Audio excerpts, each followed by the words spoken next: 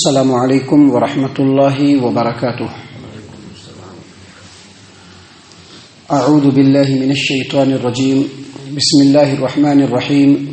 وقالت اليہود والنصارى نحن ابناء اللہ واحباؤہ قل فلم يعذبكم بذنوبكم بل انتم بشر ممن خلق یغفر لمن یشاء ویعذب من یشاء وَلِلَّهِ مُلْكُ السَّمَاوَاتِ وَالْأَرْضِ وَمَا بَيْنَهُمَا وَإِلَيْهِ الْمَصِيرُ۔ یہود و نصارہ دونوں کہتے ہیں کہ ہم تو اللہ کے بیٹے ہیں، اللہ کے محبوب چہیتے ہیں۔ اے محمد صلی اللہ علیہ وسلم، آپ ان سے پوچھئے کہ اگر یہی بات ہے تو پھر وہ تمہارے گناہوں کی سزا کیوں دیتا ہے؟ بلکہ حقیقت یہی ہے کہ تم بھی ویسے ہی انسان ہو جیسے اس نے دوسرے انسان پیدا کیے ہیں۔ وہ جسے چاہتا ہے معاف کر دیتا ہے، جسے چاہتا ہے سزا دیتا ہے، اور آسمان و زمین میں اور جو کچھ ان دونوں کے درمیان ہے وہ اللہ کی ہی ملکیت ہے اور اسی کی طرف سب کو جانا ہے۔ معزز سامعین کرام، سورۃ المائدہ سورہ نمبر 5 اور اسی سورت سے ابھی ہم نے آپ کے سامنے آیت نمبر 18 تلاوت کی اور آیت کریمہ کا ترجمہ بھی ہم نے آپ کے سامنے پیش کیا۔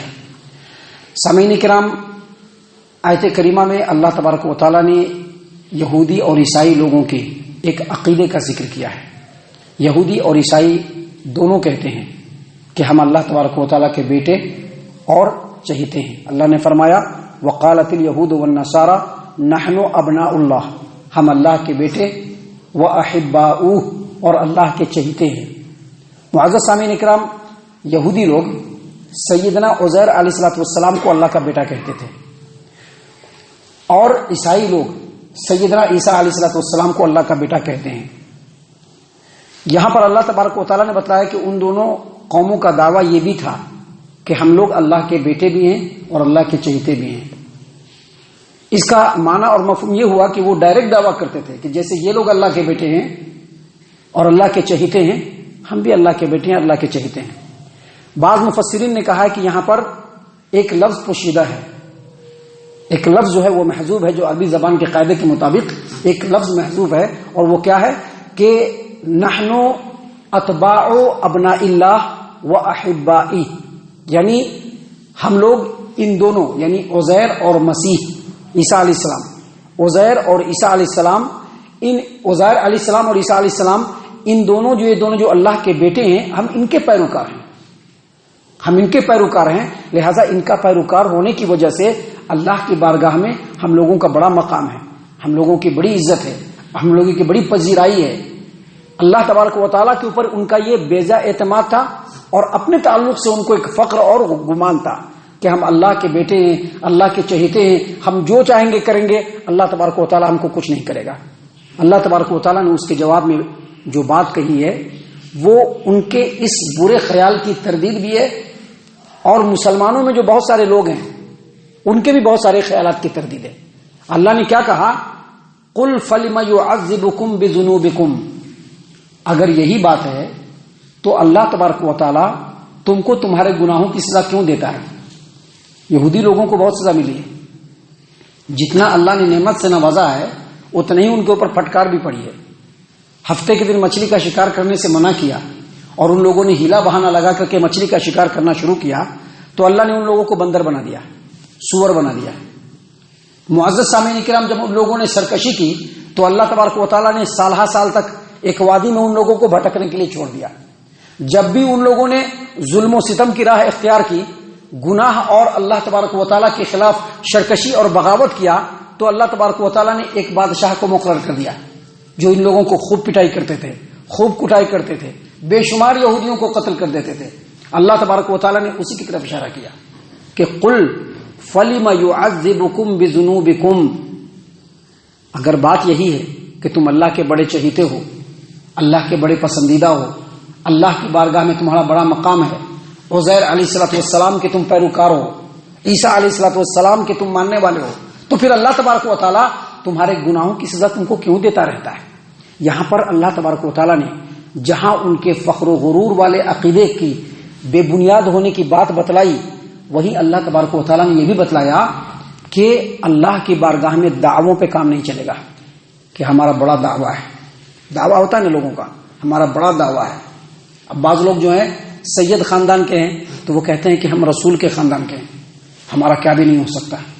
بعض لوگ فلاں امام صاحب کے ماننے والے ہیں تو کیا کہتے ہیں، ہم تو فلاں امام اعظم صاحب کے ماننے والے ہیں، ان کے تو سارے ماننے والوں کو سارے ماننے والے بخشائے. کوئی اگر کسی متقی اور پرہیزگار عالم کا بیٹا ہوتا ہے وہ سمجھتا ہے کہ ہم عالم کے بیٹا ہیں، ہمارا تو کچھ بھی ہونے والا نہیں ہے. اللہ کے بارگاہ میں دعووں کی بنیاد پر کام نہیں ہوتا ہے. کسی پیر کے ہاں جا کر کے بیعت کر لیا، فلاں پیر کے ہم مرید ہیں، کچھ نہیں ہونے والا ہے. اللہ کی بارگاہ میں دعووں کی بنیاد پر نہیں بلکہ ایمان کی بنیاد پر، تقوی کی بنیاد پر، عمل کی بنیاد پر بات ہوگی. ایمان کی بنیاد پر، تقوی کی بنیاد پر، عمل کی بنیاد پر بات ہوگی. خالی دعویٰ کی بنیاد پر بات نہیں ہوگی.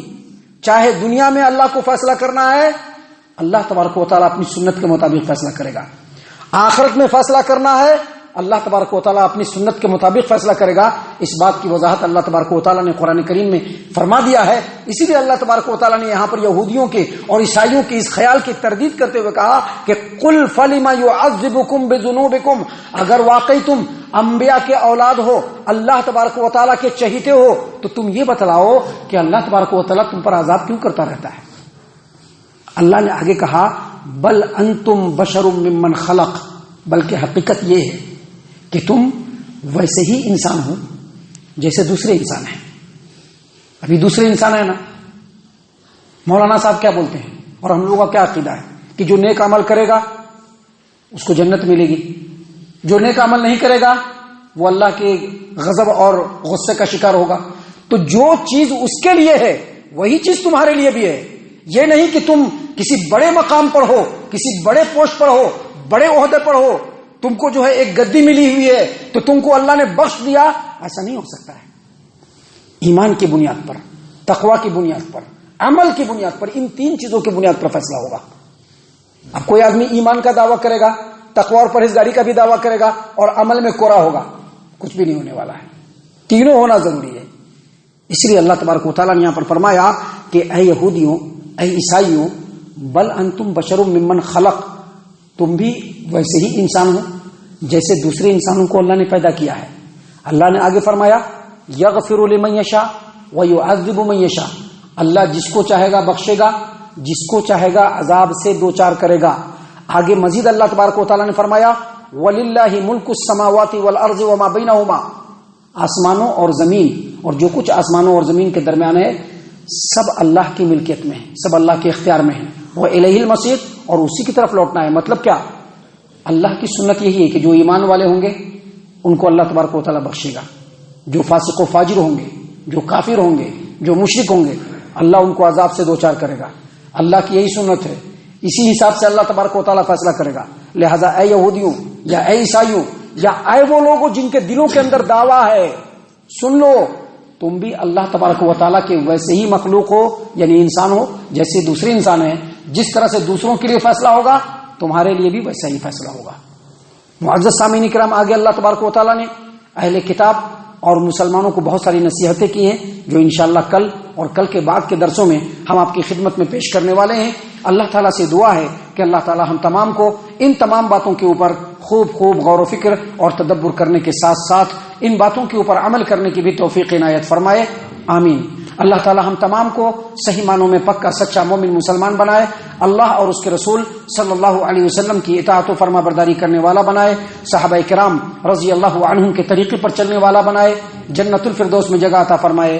اے اللہ ہم تمام کو جہنم سے پناہ دے. اے رب العالمین ہم تمام کو جہنم سے پناہ دے. اے مالک الملک ہم تمام کو جہنم سے پناہ دے.